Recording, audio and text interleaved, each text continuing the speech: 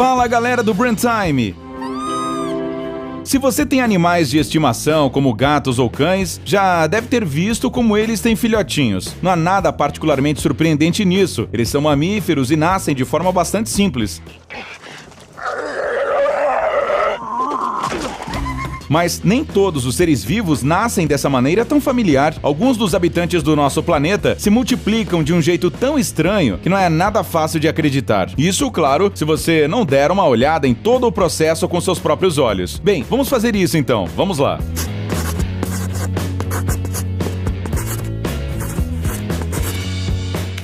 Sapos do Suriname. Atenção! Se você sofre de tripofobia, ou seja, tem medo de acúmulos de buracos, é melhor fechar um pouco os olhos. Os sapos do Suriname são uma espécie de anfíbios do gênero Pipa, que vive na América do Sul. Podemos dizer que esse é um sapo como outro qualquer, só que muito plano, como se tivesse sido amassado. O seu corpo tem uma coloração para camuflagem e seus membros anteriores não têm membranas, pois são projetados para cavar tocas no lodo. Eles se alimentam de tudo o que encontram pelo caminho, como minhocas, moluscos e restos orgânicos. Mas a coisa mais interessante nesta criatura não é a sua dieta, mas o seu método de reprodução. Antes de começar, a fêmea e o macho realizam uma dança de acasalamento. Depois, a fêmea solta uns ovos na água, onde o processo de fertilização ocorre. Então, a fêmea mergulha e recolhe os frutos desse amor com as costas. Lá, ela tem buracos onde os filhotes se desenvolverão no futuro. No entanto, se a fêmea nunca teve filhotes, ela não terá nenhum furinho. Então, o macho a ajuda, pressionando as patas traseiras nas suas costas. É assim que ele faz um buraquinho para cada ovo. A fêmea só precisará gerar os filhotes. Para isso, os ovos nas costas são envolvidos com uma secreção especial que os protege de influências externas. Quando chega a hora, pequenos sapos totalmente desenvolvidos surgem das costas da mãe, prontos para uma vida independente. Após o nascimento, a mãe perde lentamente a fina camada de pele usada para carregá-los e pode iniciar o ciclo novamente. Lacraias. As lacraias são consideradas o mal absoluto no mundo dos insetos. Isso não é por acaso. Elas não são criaturas mais agradáveis e algumas espécies são até venenosas. Os cientistas conhecem mais de 8.000 espécies de lacraias, que habitam diferentes partes do mundo. Escritores e roteiristas recorrem à imagem desses animais para deixar suas obras mais assustadoras. Mas isso não é nada, se comparado ao processo de reprodução das lacraias. Qualquer pessoa que veja isso ficará horrorizado e fugirá para o lugar mais longe possível. Existe um tipo de lacraia cujas fêmeas procriam sem machos. Sim, a natureza sabe como fazer isso. A fêmea guarda os ovos postos em uma toca por várias semanas, abraçando-a com as patas. Enquanto isso, ela libera substâncias especiais que inibem o desenvolvimento de mofo. Finalmente, surgem larvas jovens, brancas e molinhas, uma verdadeira massa de patas e antenas nojentas. Depois de trocar de pele algumas vezes, as jovens lacraias escurecem e começam a rastejar, dando início a uma vida independente. Cangurus. Provavelmente, muitas pessoas sabem que o canguru é um mamífero marsupial da família dos Macropodidae. Existem cerca de 69 espécies de cangurus na natureza e todas elas vivem na Austrália, na Nova Guiné e nas ilhas próximas. Todo mundo sabe também que os cangurus fêmeas têm uma bolsa especial onde carregam seus filhotes, mas nem todo mundo sabe que ela tem uma gravidez muito curta. O bebê nasce cerca de um mês após a concepção. Obviamente, ele está longe de ser um animal pronto para a vida no mundo exterior. O tamanho de um canguru recém-nascido é de apenas alguns centímetros e seu peso é cerca de 1 grama. É nesse estado embrionário que ele se mete na bolsa. Nesse estágio, o pequeno canguru não tem nem suas patas inferiores ainda e precisa se virar só com as superiores. A mãe canguru praticamente não faz nada, apenas lambe o caminho até a bolsa, onde o filhote encontra imediatamente o mamilo. Ele não chupa, porque ainda não é capaz, já que é um canguru muito pequeno. O leite é levado para sua boca por um músculo especial. Outra característica do canguru é que ele possui 4 mamilos em sua bolsa, e cada um deles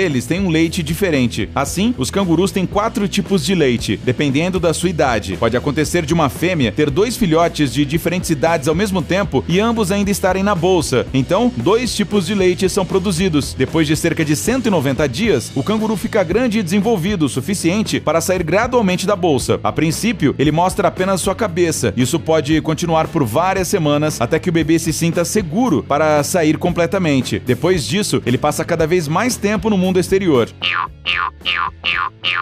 E no final, depois de 235 dias, deixa a bolsa pela última vez. cavalos marinhos. Talvez os cavalos marinhos possam ser chamados de um dos peixes mais incomuns. Sim, eles não se parecem com peixes, mas com algum tipo de criatura sobrenatural.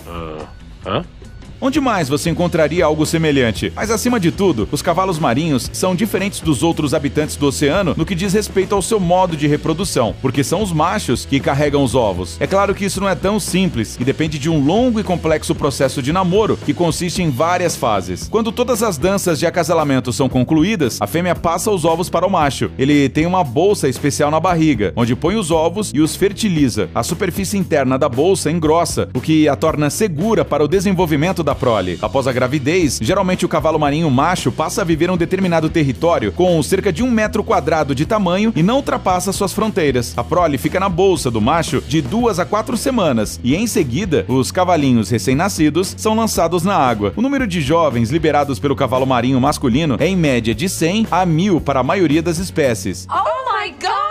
Isso não é nada surpreendente, porque os filhotes são pequenininhos. Eles podem facilmente se tornar presas não só de predadores, mas também das correntes oceânicas. Portanto, para sobreviver, os cavalos marinhos criam filhotes extras. Menos de 0,5% dos bebês sobrevivem até a idade adulta. No entanto, assim como quase todos os outros tipos de peixe, os cavalos marinhos não se importam com seus filhotes após o nascimento. Eles precisam lutar pelas suas vidas por conta própria. Ouriços do mar. Apesar dos ouriços do mar parecerem exatamente iguais, eles são organismos dioicos, ou seja, espécies em que os órgãos genitais masculino e feminino são encontrados em indivíduos diferentes. Os ouriços costumam ser bastante férteis. Por exemplo, um ouriço do mar comestível produz cerca de 20 milhões de ovos durante uma estação de reprodução. Imagine se o seu cãozinho tivesse tantos filhotes. Os ouriços podem se reproduzir durante o ano todo, mas na maioria das vezes isso acontece quando começam os dias quentes. Eles liberam algo parecido com uma nuvem que contém futuros filhotes, ou seja, as células masculinas e femininas. É claro que os outros habitantes marinhos imediatamente tentam comê-las, mas mesmo assim, muitas células sobrevivem e se encontram umas com as outras no oceano. Em poucas horas, elas se transformam em boias microscópicas cobertas de vilosidades, cujas oscilações as fazem se moverem e girarem em todas as direções. Logo, elas mudam, se esticam, produzem um esqueleto calcáreo fino e formam algo parecido com um minúsculo foguete lunar. Ele pode nadar por meses, comendo algas ao longo do caminho, enquanto um ouriço do mar microscópico cresce em seu interior. No final, ele cresce o suficiente para pousar em um local adequado, se prender e começar sua vida adulta. Lesmas. Tirem os fãs do Ron Weasley de perto. Agora falaremos de lesmas.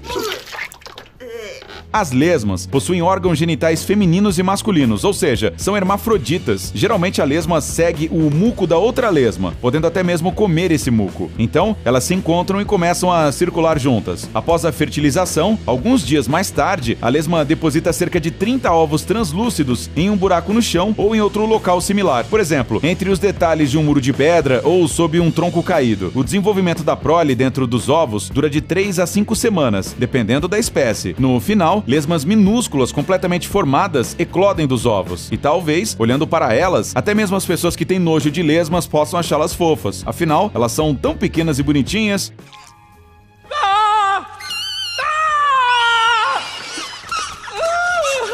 No entanto, as lesmas crescem muito rapidamente e após 2 meses já atingem a puberdade. Abelhas. As abelhas de uma colmeia são operárias, zangões ou rainhas. Todas elas nascem de ovos postos pela abelha rainha. Ela é sempre única na família e sua morte muitas vezes significa a morte de toda a colmeia. A abelha rainha voa para acasalar somente uma vez na vida. Sua principal tarefa é pôr ovos. O resto do trabalho é feito pelas abelhas operárias da colmeia. Podemos dizer que todas as abelhas na colmeia são irmãs e irmãos por parte de mãe, mas os pais podem ser diferentes. Isso porque a rainha costuma acasalar com várias dezenas de zangões e utiliza o material genético de todos de uma só vez. O processo de nascimento em todas as abelhas, sem importar sua raça, é o mesmo. Cada uma delas passa por 3 estágios de desenvolvimento: ovo, larva e pupa. O ovo posto pela rainha é colado de um lado ao fundo de uma célula especial. Durante 3 dias, ele muda de posição, enquanto as abelhas colocam naquela célula uma porção de geleia real, a alimentação das larvas. Além de cumprir seu objetivo principal, esta geleia amolece a casca do ovo, para que a larva possa emergir de dentro dele. A larva cresce muito rapidamente e em 3 dias sua massa corporal aumenta em 250 vezes. Então,